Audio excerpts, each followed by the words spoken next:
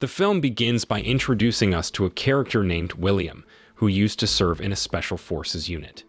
Even though he's retired now, he's still regarded as someone who made significant contributions during his service. These days, he spends his time motivating others and inspiring them to do their best. In another part of the story, we find ourselves in Mexico, where the police are on a mission to take down drug cartels. One of the key figures in this operation is Santiago, a former special forces officer and a close friend of William. After leaving the military, Santiago decided to put his skills to use by assisting the Mexican police as a consultant. Together with his team, he's been gathering information for months to prepare for a big raid on the drug cartel's hideout. When the time comes, they move in on the hideout and swiftly surround the area. They block off escape routes and position themselves for the raid. The police officers call on the cartel members to surrender peacefully, but instead of giving up, the criminals choose to fight back, leading to a tense and dangerous showdown.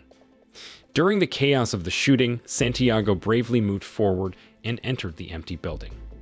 Once inside, he took aim and fired a single shot, causing a huge explosion that destroyed the headquarters of the drug cartel. This powerful blast resulted in the deaths of several cartel members, and the rest were quickly captured by the police. Soon after, one of the captured members offered to reveal their boss's hiding place in exchange for freedom. He revealed that their leader was a man named Loria, who was wanted by the Mexican government and police. Meanwhile, the people who were buying drugs were also arrested and taken to the police station. However, as they were being loaded into a truck, one woman managed to escape.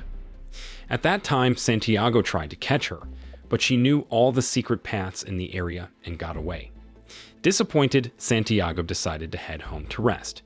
When he got home, Santiago was surprised to find the woman waiting for him. It turns out she was actually a friend and informant named Giovanna, who had been secretly helping Santiago by providing information about the cartel.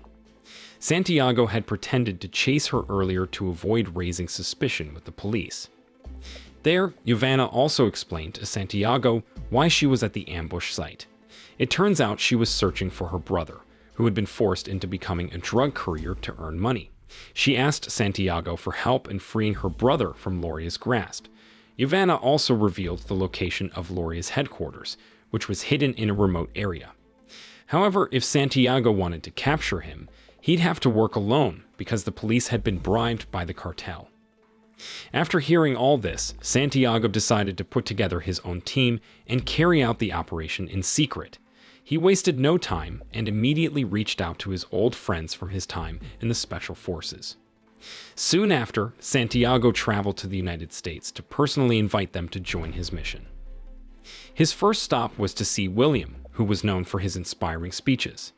After William finished motivating his students, he warmly welcomed Santiago. Without hesitation, William agreed to join the mission to capture Loria, on the condition that Santiago also invite their former captain Tom. Tom was a skilled strategist and would be a valuable asset in planning and executing the mission. On the flip side, Tom has left his old job and now works as a real estate agent selling houses. But lately, he's been struggling financially because the houses he's trying to sell aren't finding buyers. To make matters worse, Tom needs a lot of money for his child's school fees, especially since his wife recently divorced him, citing his inability to support the family. After work, Tom planned to pick up his daughter from his ex-wife's house, but to his surprise, Santiago was already there waiting for him. Despite being happy to see his old friend, Tom knew Santiago must need something important. In that moment, Santiago asked Tom for his help, but Tom refused right away. He didn't want to get involved in risky situations again, cause all he cared about was providing for his child. But Santiago didn't give up. He even offered Tom a large sum of money, same as a soldier's salary for a year. In the end, Santiago asked to be dropped off at a boxing arena because he had a meeting with William. Tom agreed to consider Santiago's proposal after dropping off his daughter. At the arena, Santiago reunited with William's younger brother, Benny, and also met Frankie, an old friend. It turned out that all four of them had served together in the military, with Tom as their captain. Turns out, after retiring from the military, Benny pursued his passion for mixed martial arts as an amateur fighter and William always cheered him on. On the other hand, Frankie, who used to fly fighter jets, now works as a charter pilot. At that time, Santiago reached out to both of them again, asking for their help in capturing Loria. He promised that this time they would have the support of the Mexican police and a big payday if they succeeded in taking down Loria. But Frankie, like Tom, turned down the offer. He didn't want to get involved in risky situations, especially since his pilot's license was recently revoked due to a drug-related incident. On the other hand, Benny, who loves challenges, eagerly accepted the opportunity without hesitation. Soon, Tom joined them, and after watching Benny's match, they discussed Santiago's offer again. Eventually, both Tom and Frankie agreed to join the mission. They wasted no time and flew to Brazil, where Giovanna believed Loria was hiding. They located Loria's headquarters deep in the wilderness. As they scoped out the area, Frankie was surprised to see Loria living with his wife and child. This made him hesitate because he didn't want to harm innocent people. But there, Santiago insisted that they make sure Loria's family was safe before proceeding with the mission. Shortly after, Giovanna arrived at the headquarters to deliver money and gather information to share with Santiago. At that time, Loria kept a big amount of wealth there because he didn't trust banks. At the same time, Giovanna also met with the cartel boss to report on the drug sales profits. When Santiago and his team were watching the headquarters, cartel members began to show up, so they decided to leave quickly before they were spotted. Later that evening, the five friends met at a bar to finalize their plans. Tom, the strategist, suggested they needed another car to transport Loria's money. He proposed not only capturing Loria, but also taking all his wealth. Santiago agreed and said he would ask Giovanna to help find a suitable car through a Brazilian car rental Facebook group. Initially, the plan was for the Mexican police to pick them up at the border and then transport Loria's money by plane. However, Santiago suddenly changed the plan, suggesting they go on their own and split the money equally. It was then revealed that Santiago had lied to his friends from the beginning, caused this mission had nothing to do with the Mexican police. It was, in fact, an illegal operation. Tom and the others looked disappointed upon learning this, but Santiago tried to convince them that the mission was crucial for him to save Giovanna's brother and secure their financial future. After careful consideration, the four veterans decided to proceed with their mission, realizing they were already in Brazil. Tom also mentioned they would need a helicopter for their getaway. Luckily, William knew someone with a helicopter rental business, so they didn't have to search for one. The next day, Santiago met Giovanna at a market and asked her to find a car to take them to Loria's house. This way, Santiago could free Giovanna's brother. He also promised to give Giovanna some of the stolen money so she could escape to Sydney. Long story short, Santiago led his team to a location to show them a container filled with various weapons. But suddenly, Tom began to doubt the mission. He worried about failing and not being able to see his daughter again. Santiago tried to reassure him, saying the mission would succeed and Tom would reunite with his daughter and have enough money to pay for her schooling. After hearing Santiago's words, Tom regained his confidence and asked if anyone else had doubts about the plan. On the planned day, the retired soldiers began their mission. They stood guard outside Loria's headquarters since 5 a.m., waiting for the drug cartel boss's wife and children to leave with their bodyguards. This would reduce the number of guards remaining. At that time, Giovanna brought the drug sales money again, this time with 2 cars as Santiago had asked. Meanwhile, William checked that the coast was clear and signaled his team to proceed.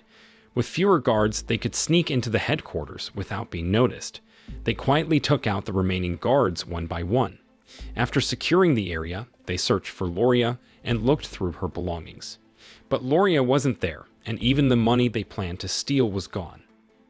At first, Benny suspected Giovanna of betraying them and taking the money. But Santiago didn't believe him. He trusted Giovanna and was sure the money was still in the headquarters. Drawing on his experience dealing with cartels, Santiago suspected there might be a hidden compartment. Without hesitation, Santiago broke through a wall and found a stash of money. In that moment, they quickly loaded all the money into the car provided by Giovanna. When the car was almost full, William urged everyone to leave right away. But Tom, needing more money, insisted on taking all they could, even though his car was already packed. He argued that they had enough time to grab a few more bags. Despite the disagreement, they ultimately followed Tom's orders. After all, this much money was too valuable to leave behind. Next, Santiago wanted to make sure they finished off Loria and destroyed his headquarters. He and his 4 friends searched every room. Suddenly, Loria appeared and shot William.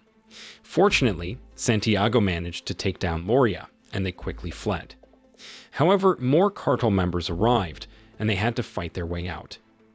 As they were about to escape, they encountered Loria's wife and children. Thankfully, the woman didn't suspect anything, so Santiago and his team could get away safely. Soon after, they regrouped at a designated location, where Giovanna and her brother were waiting. Shortly after, a helicopter arrived as William had arranged. They wasted no time loading the money, some into the helicopter and the rest using nets. Afterward, they hurried to the Brazilian coast, where Santiago and his team planned to escape on a rented boat. Before they could reach their final destination, Giovanna and her brother decided to go to the outskirts of the city. They planned to escape to Sydney and start a new life there. Soon after, Giovanna said goodbye to Santiago, warning him that danger was on the horizon. She believed the cartel members would seek revenge for their boss's death. After traveling all night, Santiago and his friends reached the snowy mountains. At that time, Frankie, being an experienced pilot, realized the helicopter couldn't fly to the mountaintop because it was too heavy. Reluctantly, Tom asked William and Benny to throw away some of the money. Even after lightening the load, the helicopter still couldn't make it over the peak. To make matters worse, Frankie began to lose control as his engine was damaged. In a tense moment, they decided to drop even more bags. Eventually, Frankie had to make an emergency landing in a resident's garden. To their surprise, the garden was filled with marijuana plants owned by Loria. The farmers were also Loria's associates. Santiago and Tom tried to negotiate to retrieve their money, but the farmers claimed anything that landed on their land belonged to them. In the end, a disagreement broke out between Santiago's group and the residents, leading Tom to shoot one of them in a fit of anger. Soon after, Santiago quickly met with the village head to apologize for the resident's death. He expressed deep regret for his friend's actions, which had happened because of out of control. Santiago also compensated the victim's family and purchased a donkey belonging to the resident. Then, the group resumed their journey on foot towards the sea. Before they could leave, a young man approached them seeking revenge for his father's death, which was caused by Tom's actions. However, the village head intervened and urged forgiveness. Soon after, the war veterans traveled into the wilderness, relying on William's navigation skills. But then, heavy rain forced them to pause their journey. Frankie felt guilty about the farmers' deaths, knowing they were innocent people under Loria's control. However, William reassured him, reminding him that they all shared the responsibility. Once the rain stopped, they continued on, facing challenges like dense forests and a swiftly flowing river. Eventually, they reached a narrow road along a cliff edge. One of the donkeys fell, causing Tom to lash out at Santiago for not taking better care of it. As they journeyed on, they encountered rocky hills that were too steep to descend. There, William advised Benny to let go of his donkey to make the journey easier. Meanwhile, Santiago and Tom worked together to move the money back. In that moment, they forgave each other for their earlier conflict. In the evening, they decided to rest, and Benny burned some of his money to stay warm. Although they were surprised by his actions, they laughed together. They even let Benny burn more money rather than freeze in the cold. The next morning, as they were moving the money, they were suddenly attacked from a distance, creating a tense atmosphere. Santiago cautiously moved upward to locate the attacker. However, Tom didn't realize someone was approaching from behind, and he was fatally shot by the young man seeking revenge for his father's death. Upon knowing that, Santiago and the others were devastated by the loss of their friend. After losing Tom, they decided to take his body home and provide some money to his family. Determined not to dwell in sorrow, William instructed one of them to go to the sea and check the position of the ship that would take them home. They had been stranded for 5 days already, and waiting any longer would lead to starvation. Upon hearing this, Benny volunteered to check on the ship. While they waited for him to return, Frankie encouraged everyone to stay strong and united, emphasizing that their goal now was not just to bring back the stolen money, but also to give Tom a proper burial. The next day, Benny safely returned, reporting that the ship owner was still waiting, but they needed to move quickly. Benny also warned that Gloria's men were searching for them. At that time, William suggested abandoning all the money to make their journey easier. However, Santiago disagreed, not wanting their efforts to go to waste. He insisted on carrying all the bags.